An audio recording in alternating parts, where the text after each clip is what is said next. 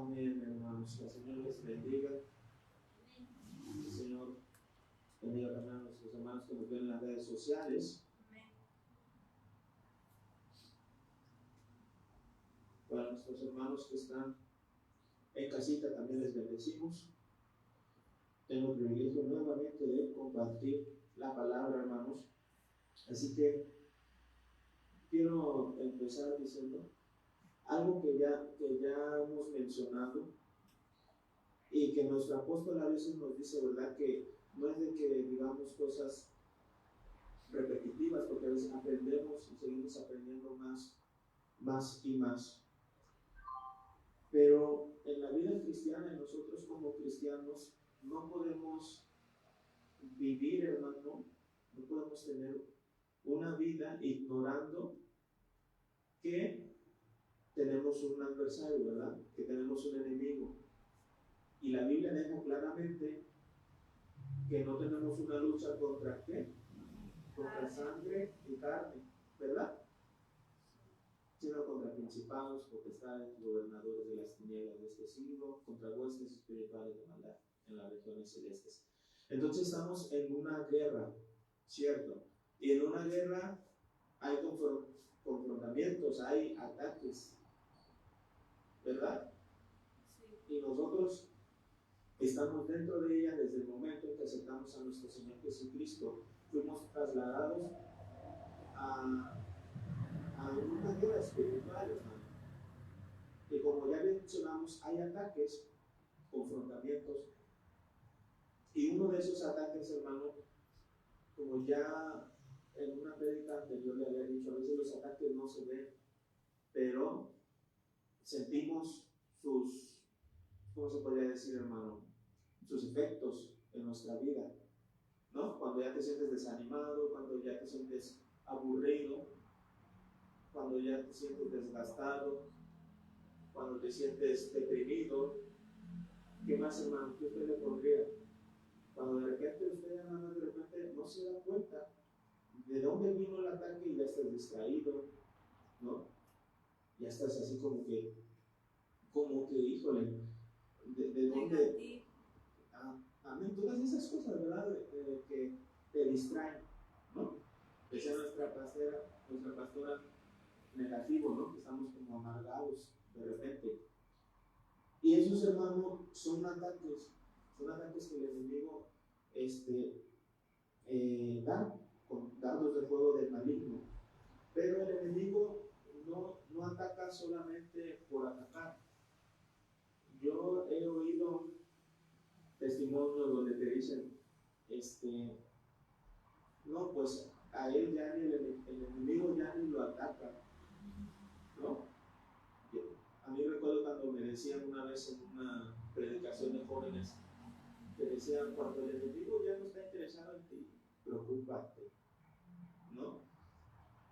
Y yo recuerdo al inicio, hermano, las batallas que venían en mi comienzo, y yo decía, lo estoy haciendo bien, porque el enemigo me está dando con todo, ¿no? Así decía yo, lo estoy haciendo bien. Llegó un momento donde veía que el enemigo ya nada, hermano, ya me estaba durmiendo. Entonces quiero llevar la primera de Samuel 17, 45. Entonces el enemigo, hermano, ataca a aquellos que tienen propósito. Estoy agarrando este versículo, sabiendo que fue, en este caso, David, ¿verdad? El que se quiso enfrentar con Goliat. En primera de Samuel 17, 45. Vamos para allá.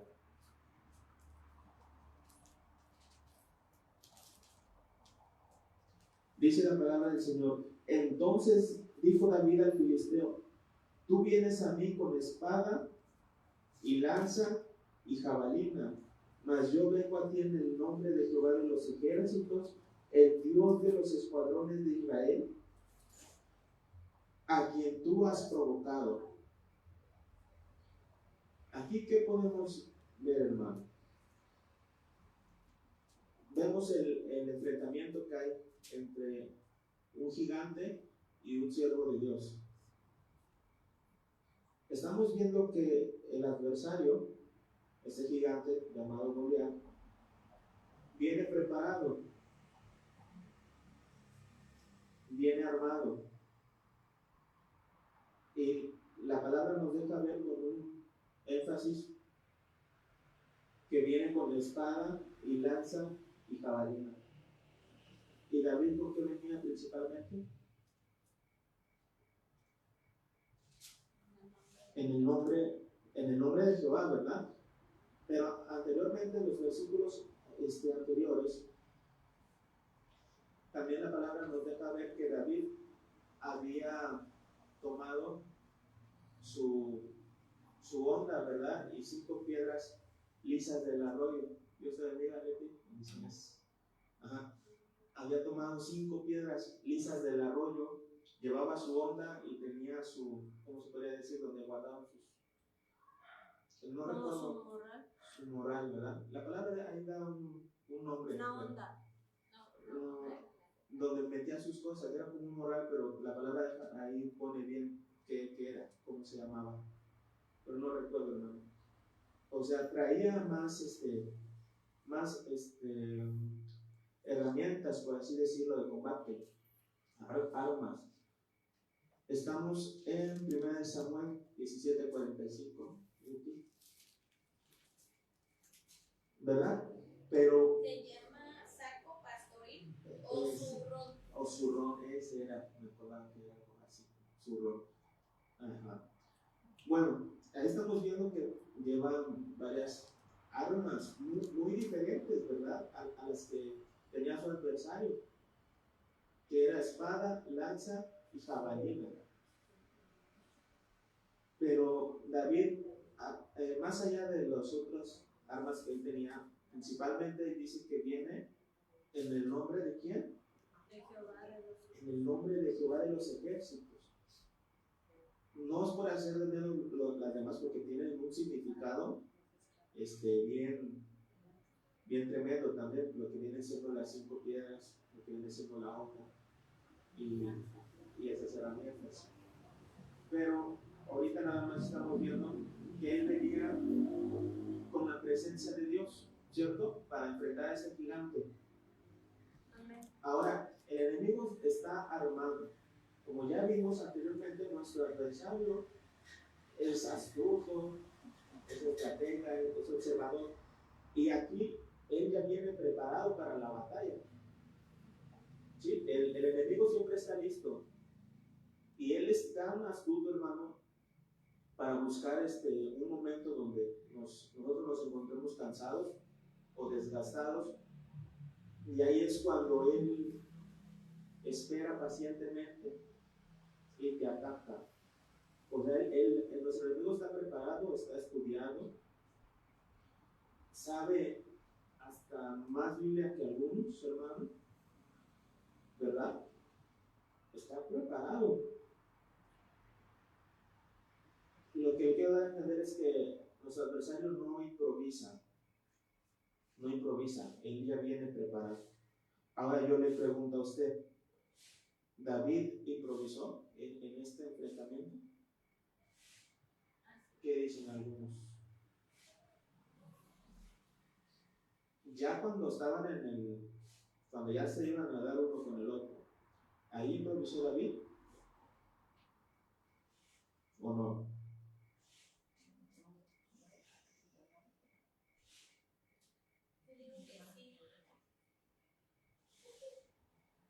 Pues ya traía también cierta experiencia porque ya había matado a 12. Aleluya. Así es, hermano. David no improvisó. Porque él, como dice nuestra pastora, él ya había tenido un tipo de adiestramiento de parte de Dios. Y es a donde yo lo quiero llevar ahorita. Pero antes de eso, un error que cometemos, hermano, como cristianos, es el no prepararnos para un ataque de nuestro adversario. Ese es un error que llegamos a cometer.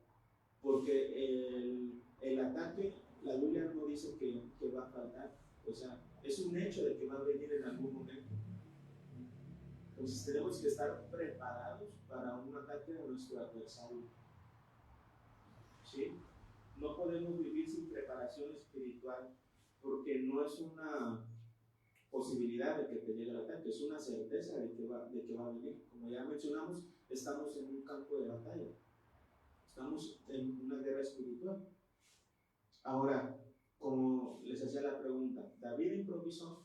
No improvisó. Si nos vamos un poco atrás, en el versículo 34, en los versículos 34 al 39 de ese mismo capítulo dice: David respondió a Saúl: tu siervo era pastor de las ovejas de su padre, y cuando venía un león o un oso y tomaba algún cordero de la manada, salía yo tras él, ¿y qué le hacía? Lo hería y lo libraba de su boca, y si se levantaba contra mí, yo le echaba mano de la quijada y lo hería y lo mataba. Fuese león, fuese oso, tu siervo lo mataba, y este filisteo incircunciso será como uno de ellos, porque ha provocado al ejército del Dios viviente. Añadió David: Jehová, que me ha librado de las garras del león y de las garras del oso, él también me librará de la mano de este filisteo. Quiere decir que David ya estaba preparado, ¿verdad? En alguna manera, pero ¿en dónde lo preparó Dios, hermano? ¿En dónde lo preparó Dios? Ahí vamos a estar viendo ciertos detalles, ¿verdad? Primeramente dice que él le dijo al rey Saúl que era un pastor, ¿verdad? Y él apacentaba las ovejas. ¿Y en dónde se apacentan las ovejas? ¿En dónde se la pasaba David, hermano? En el campo. Amén. Él está hablando de nuestra pastora, de 2 estrellas. Amén. En el campo, hermano, porque él apacentaba las ovejas, las llevaba a pastorear, a que comieran, las llevaba, buscaba buenos pastos, ¿verdad? Y en el campo, hermano, ¿qué es el campo? Mire, de acuerdo a lo bíblico, ¿verdad? El campo es un lugar de liderazgo, es un lugar de servicio, es un lugar de entrenamiento. Entonces le digo, ¿por qué? Porque es un lugar de entrenamiento, es un lugar de intimidad, es un lugar de identidad. ¿Sí? Con esos puntos, hermano, hay bastantes más, pero con lo que yo le quiero trasladar esto me queda bien. Entonces, un lugar de liderazgo, ¿por qué, hermano? ¿Por qué es un lugar de liderazgo? Porque él era, por así decirlo, el líder de las ovejas, y él era el que las lideraba, el que las guiaba, las tenía que defender, las tenía que cuidar, tenía que alimentarlas, tenía que ser responsable con su servicio, ¿verdad? Por eso es un lugar de liderazgo, hermano, el campo. Lugar de servicio porque a veces el servicio, hermano, es algo que no todos quieren hacer, ¿verdad? Y la historia de esos tiempos, en los tiempos de David, decía que, y creo que hasta actualmente, no recuerdo qué países donde se pastorean, donde hay muchos pastores, creo que es por allá por Turquía, por esos lugares donde suele haber más todavía ese tipo de oficio. Es algo que era de muy baja estima. El ser pastor era considerado algo donde incluso no los tomaban en cuenta en los tribunales, su palabra no tenía valor, era de lo más bajo que había en trabajos, el ser pastor en esos tiempos. Pero es un lugar de servicio, hermano. O sea, y eso tiene que ver mucho también con nuestro Señor Jesucristo, ¿verdad? Porque Él es el pastor, ¿verdad? Principal. Y a Él también lo tuvieron en poca estima y lo menospreciaron. Y dice que esto es un tipo de campo lo que estamos viendo, ¿verdad? Porque la palabra, no recuerdo qué capítulo es, pero dice que Él nos va a llevar, que Él es ¿cómo dice? Él es el verdadero pastor. Que los lleva a pastos verdes, delicados, donde van a comer. No es en Salmo, está en Juan, no me recuerdo por ahí. Pero este lugar es un lugar de servicio, hermano, donde a veces a muchos no nos gusta, pero es el lugar que te prepara. Y lugar de entrenamiento, porque es un lugar de entrenamiento, aparte de que ya estamos viendo que David fue preparado en ese campo. Pero en esos tiempos el campo era utilizado para entrenar el ejército que tenían en aquel entonces. Se iban al campo y ahí entrenaban y generaban batallas pequeñas entre ellos. ¿Para qué? Para que cuando vinieran las batallas grandes, verdaderas, ahora sí ya estuvieran preparados. Era un lugar de entrenamiento el campo. Y lugar de intimidad, porque el campo es donde, por así decirlo, es un lugar donde estás tú con el Señor, donde no hay nada que te estorbe, que te distraiga, donde tienes ese tiempo de hablar con tu Dios. Y lugar de identidad, porque ahí David aprendió quién era él, más allá de ser un pastor de ovejas. Es Juan 10:11.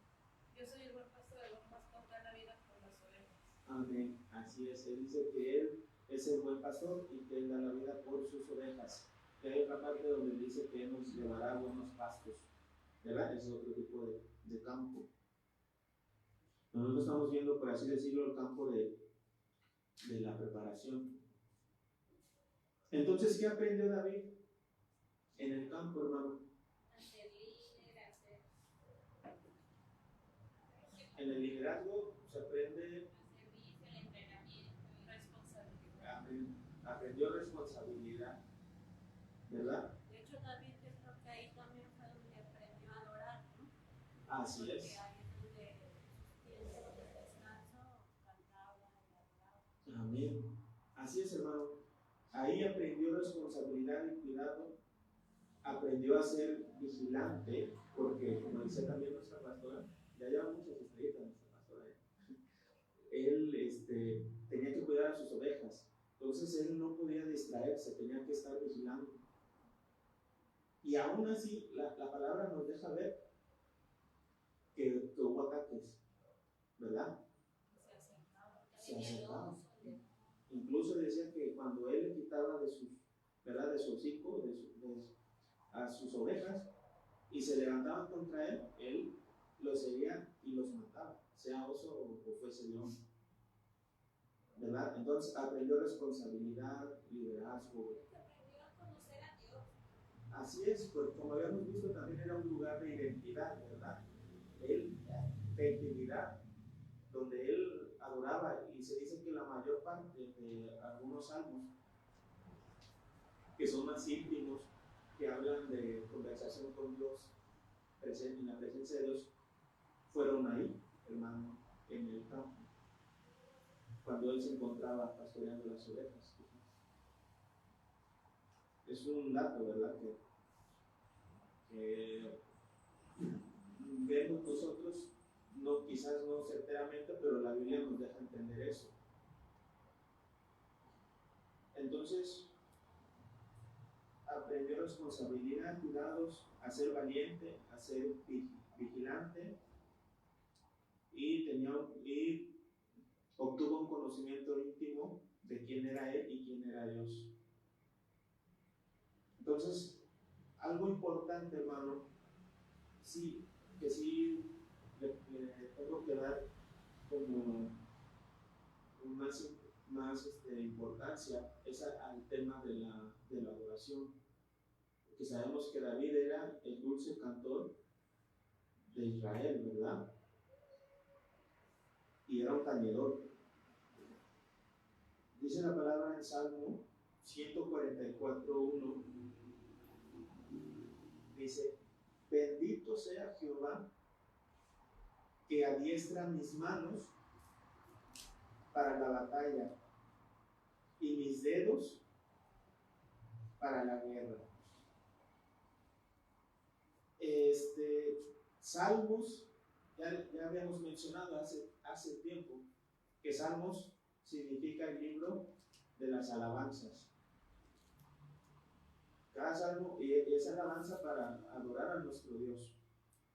Entonces, la alabanza dice que nos ayuda, ¿verdad? Que Él es el que adiestra nuestras manos. Cuando nosotros estamos adorando al Señor, dice que Él adiestra nuestras manos para la batalla y mis dedos para la guerra. Entonces, la guerra de David no empezó con un arma normal, secular, física, sino que su arma de batalla de David era su alabanza, ¿verdad? Era su canto que él tenía. ¿Cuál era? ¿La lira? ¿El arpa? El arpa, ¿no? La lira, si no me recuerdo, es más pequeñito, tipo arpa también. Y no era una espada, era su adoración principalmente. Bueno, entonces, para seguir avanzando, muy bien el tiempo. El campo que fue para David,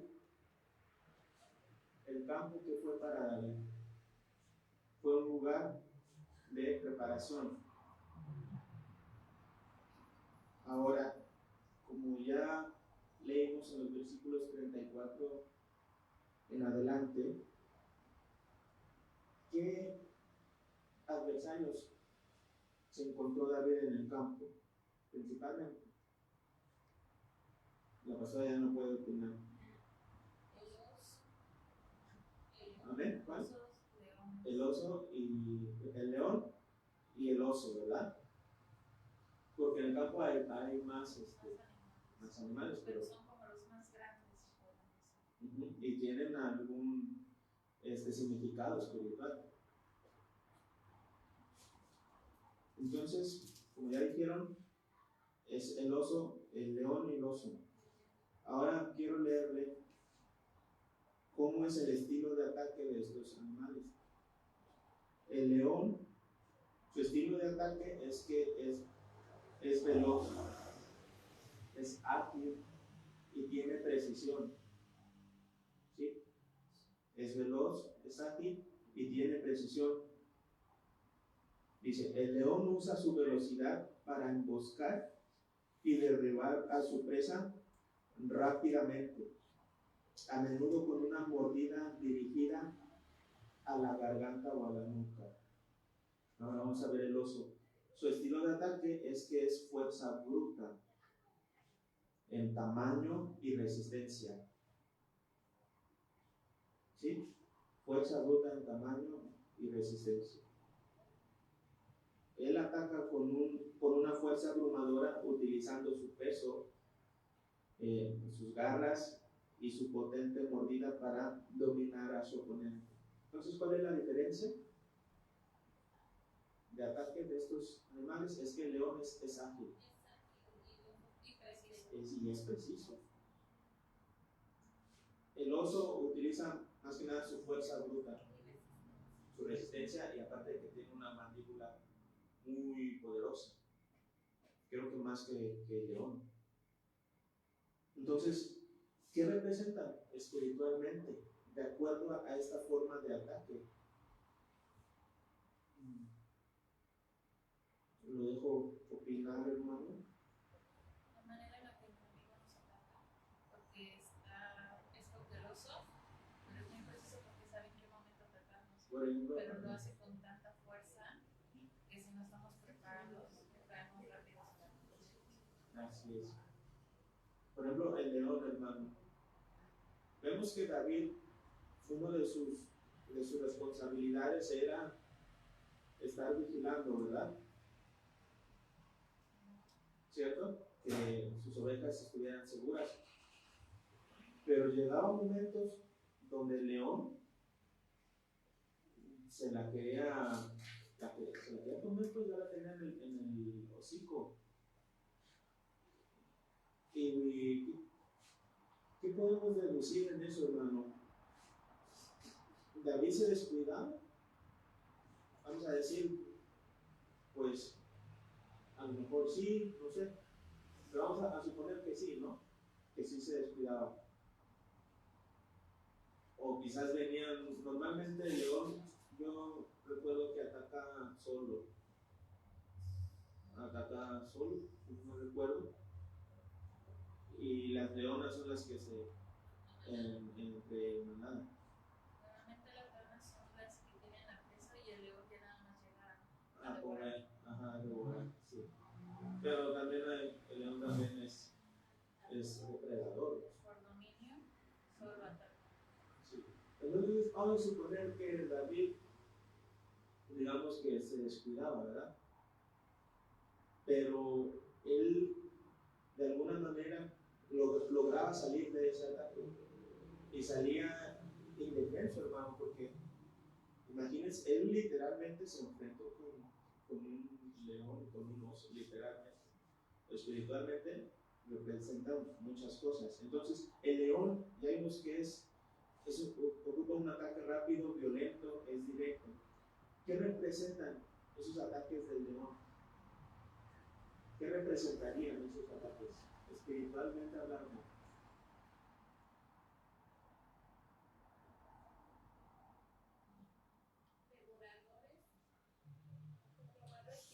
Son ataques, dice que es veloz, es algo que no te esperas.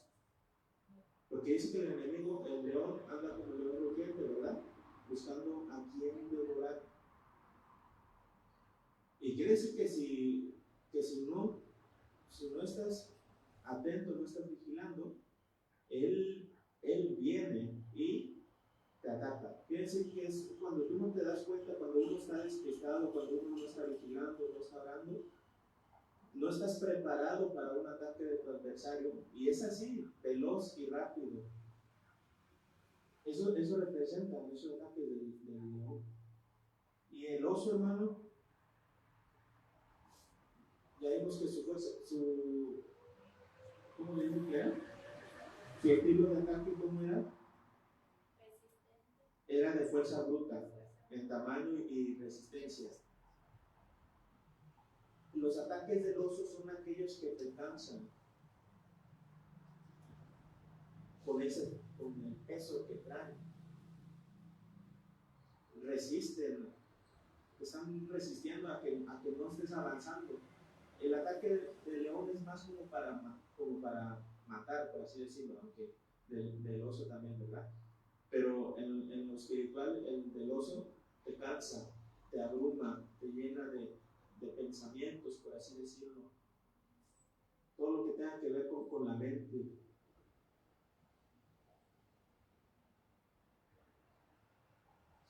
Amén, hermanos, si estamos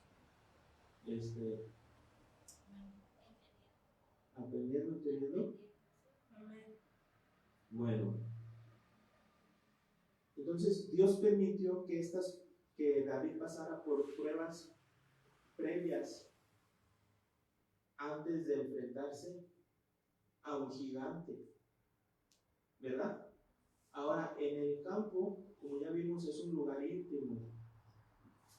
Lo que le quiero trasladar ahorita es que la preparación es en lo íntimo, donde nadie sabe cómo te encuentras realmente en las batallas que estás experimentando, que solamente Dios sabe.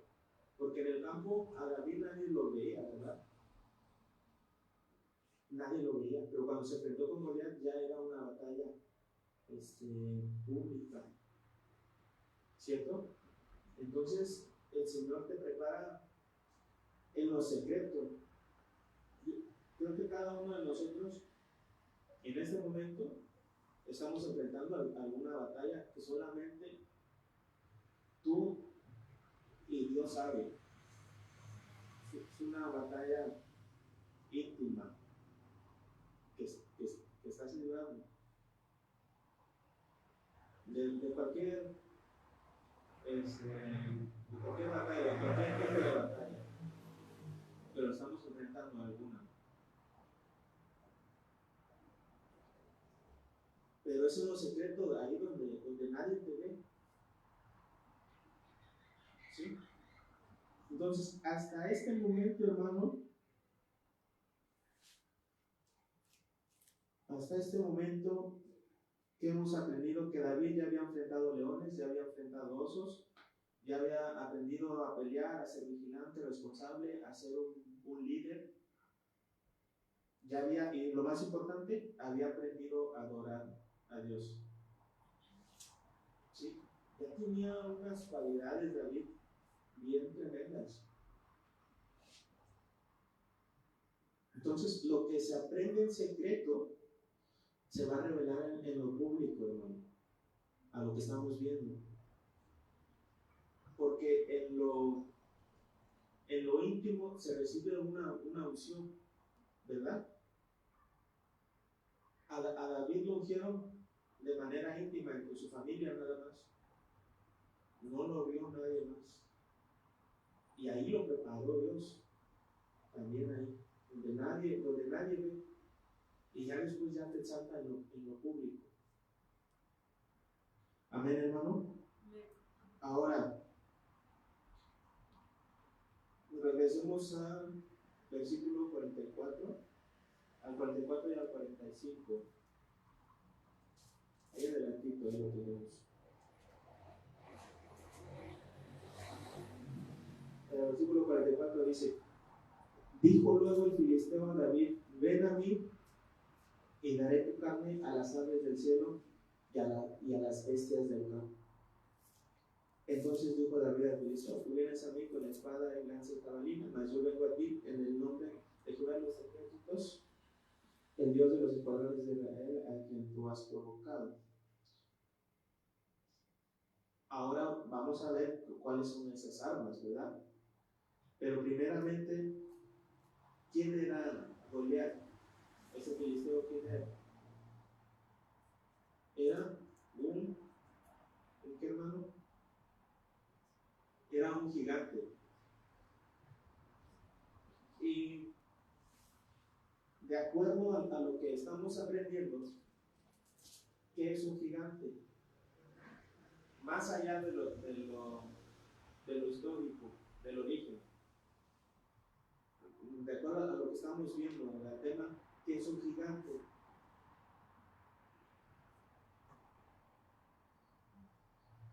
¿Qué sería un gigante? Vemos que este filisteo, ¿cómo decía? Amenazaba al pueblo de Israel con palabras, ¿no? Los hacía ver débiles, pero ninguno se quería enfrentar a él. ¿Por qué no se querían enfrentar a Goliat? Ni el rey, una es esa, ni el rey, de que no estaban preparados, ni el rey Saúl se quería enfrentar con él. ¿Por qué no se querían enfrentar con Goliat? Porque les infundía miedo. Les infundía miedo. Todavía más allá de eso, Porque el enemigo no era celoso de lo que Goliat se burlaba de Dios. O sea, Goliat hacía menos el poder de Dios. Y a David eso le dolió mucho. Que se burlaba de Dios. Entonces eso le dio fuerza. así, sí, eso tiene que ver también. Pero más allá, ¿por qué los demás guerreros del ejército de Saúl no se querían enfrentar? Dicen que este era un gigante, ¿verdad? Que medía 2, 3, 4 codos de altura. Yo me imagino pues imagínense, el hombre será casi 3 metros de alto. Y el peso que tenía su armadura, o sea, imponía, ¿verdad? Imponía, daba miedo de verlo, ¿no? Sus palabras que tenía. Entonces, de acuerdo a lo que estamos aprendiendo, un gigante, hermano, es un obstáculo que parece ser imposible. Porque ellos no se querían enfrentar porque pensaron que era imposible vencer a un semejante guerrero. Es un obstáculo, pero también puede ser una entidad espiritual. Sí, también puede ser una entidad espiritual. ¿Sí? ¿Sí me entendió por qué es un obstáculo? Que aparentemente parece ser insuperable, es algo que no te... ¿Y un obstáculo qué es? Es algo que no te deja avanzar, ¿verdad? Y en ese punto David empezaba, a partir de ahí empezaba su ministerio, el llamado de su unción de manera pública, porque él ya había sido preparado de manera íntima. Pero en ese momento, este gigante era un obstáculo, donde se iba a definir si él avanzaba o retrocedía. ¿Sí? Amén, hermano. Ahora, ¿cuáles eran las armas de Goliat? Espada y lanza de Goliat. Espada y lanza y jabalina. La palabra del Señor nos deja ver ahí explícitamente esas armas, ¿verdad? Ahora vamos a ver cómo eran estas armas en la guerra. Vamos a ver la espada. La espada se ocupa para ataques directos y cercanos. ¿Sí? Ataques directos y cercanos.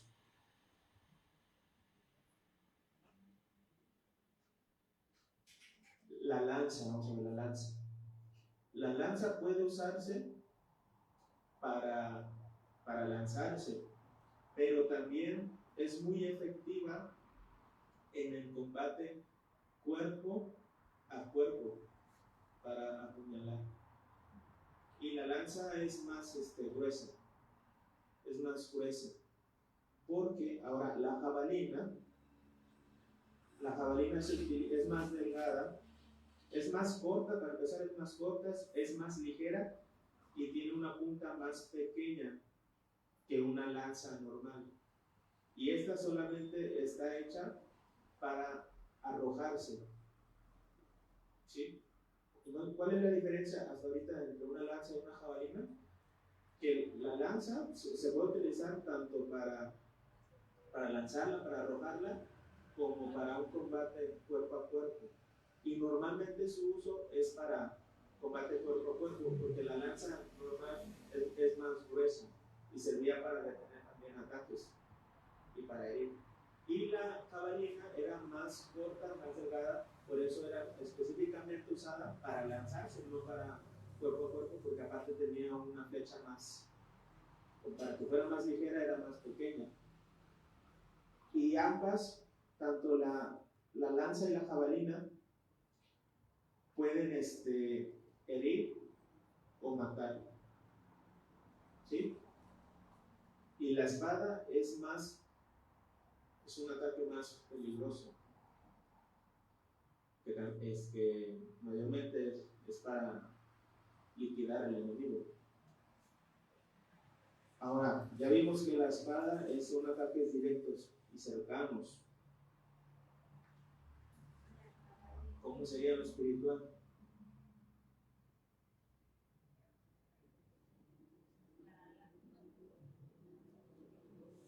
¿Cómo sería esa espada?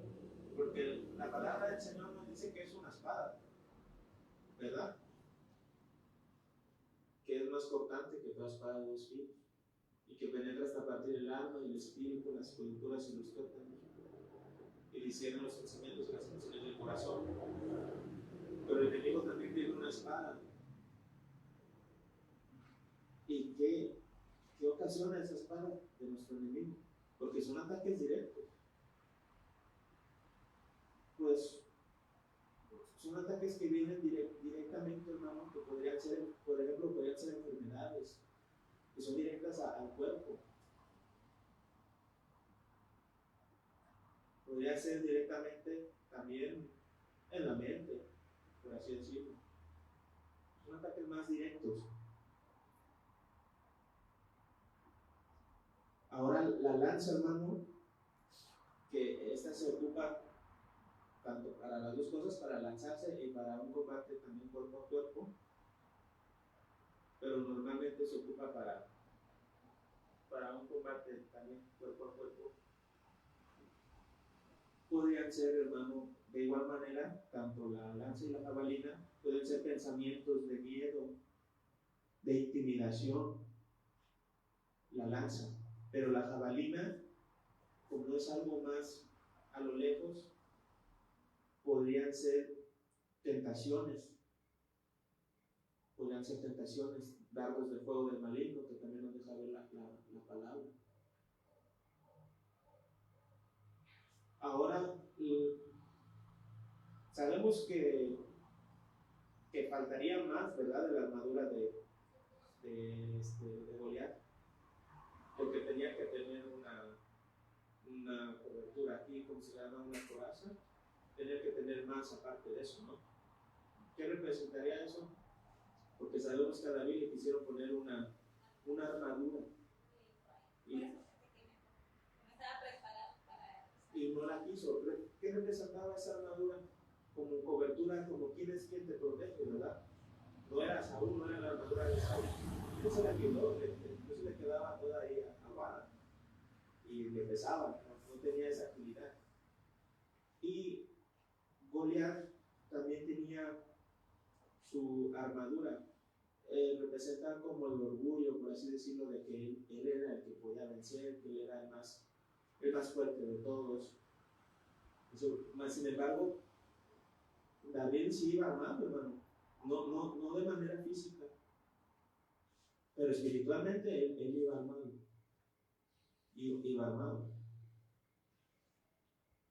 La armadura, el escudo y la armadura pesada de Goliat era el orgullo. Y la armadura de David era la presencia del Señor. ¿No? Entonces el enemigo se prepara con una estrategia, ¿verdad? Y David tenía un arma superior, que él iba en el nombre de Jehová de los ejércitos. Amén. Y entonces, ahora yo le hago una pregunta, hermano. Usted se la contesta. ¿Usted está preparado en este momento para recibir un ataque de su adversario? Le hago esa pregunta para que nos analicemos si estamos preparados para recibir en este momento un ataque de nuestro adversario. Cada quien se la responde, ¿verdad? Por eso le decía, uno de los errores más comunes del cristiano es el ignorar que estamos en una guerra y que puede haber ataques. El ignorar que tenemos ese adversario y que ataca, hermano.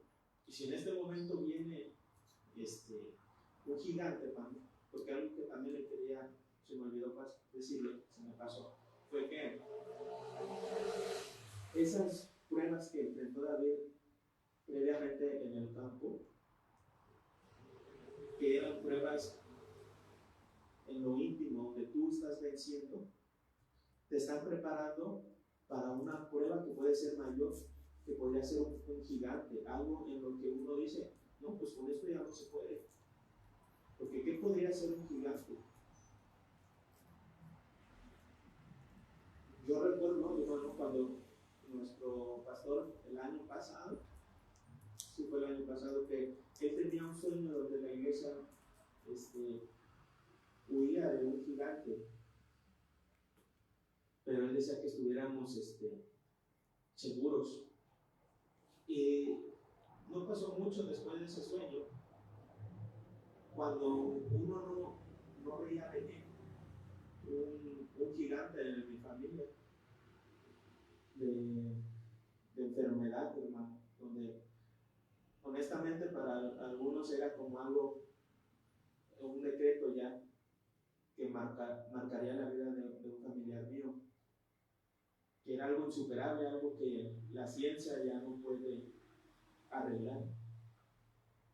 Y yo ahí aprendí mucho de una hermanita que veo como una evangelista para mí, en cómo ella enfrentó ese gigante, hermano. Y para empezar, ella es una persona de edad avanzada, y todo lo que ha enfrentado a lo largo de sus años, todas las batallas que ha enfrentado, yo vi ciertas cualidades que tenía David, como el liderazgo, ¿no? Al momento cuando ella me dijo, dice, no, pues le detectaron esto a mi hija, y dicen que ya es un cáncer incurable, que ya se expandió, ¿no? Prácticamente. Y ella me dijo, pero ¿qué crees, güey? Eso es lo que me dicen los médicos, pero yo creo Dios. Para empezar lo rechazó, o sea, la manera en que lo tomó, el liderazgo, toda la experiencia que ya había enfrentado previamente con otros familiares, ¿no? Tremendo. Entonces, esas batallas, hermano, que a veces enfrentamos íntimo, pues también te están preparando para un posible gigante en el futuro. También nuestra pastora ya nos había hablado sobre el ser proactivos y, ¿cuál era el otro? Reactivos, ¿verdad? Donde nos preparamos antes o ya estamos reaccionando en el instante, ¿verdad? Tenemos que ser proactivos y no reactivos, estarnos preparando, ¿no? Incluso en el mundo empresarial, las empresas que no se preparan para algo, para los cambios, por así decirlo, son empresas que no van a aguantar, que no van a seguir existiendo, ¿no? Como el caso de BlackBerry, ¿no? Que no pudo innovar, se le advirtió lo que iba a venir, pero por estar en su zona de confort en algo que ya le funcionaba, no atendió a la advertencia, se quedó rezagado y no pudo avanzar. Entonces tenemos que prepararnos. También la historia nos deja ver que aquellos que se preparan, hermano, son aquellos que salen victoriosos, ¿verdad? Por ejemplo, está José, hermano, y lo estoy enlazando con preparación en lo oculto, donde nadie te ve. Por ejemplo, él fue preparado desde la prisión, donde no lo veían, y su victoria ya fue en el palacio. El caso de José. El caso de Moisés, hermano, antes de irse al desierto, después de que el faraón los dejó ir, él también se había ido al desierto cuando huyó, ¿verdad? Pero después tuvo una victoria frente al faraón. David, ya lo vimos, cuidando ovejas, pastoreando ovejas en lo íntimo, y su victoria fue frente a un gigante, donde ya lo veían en lo público.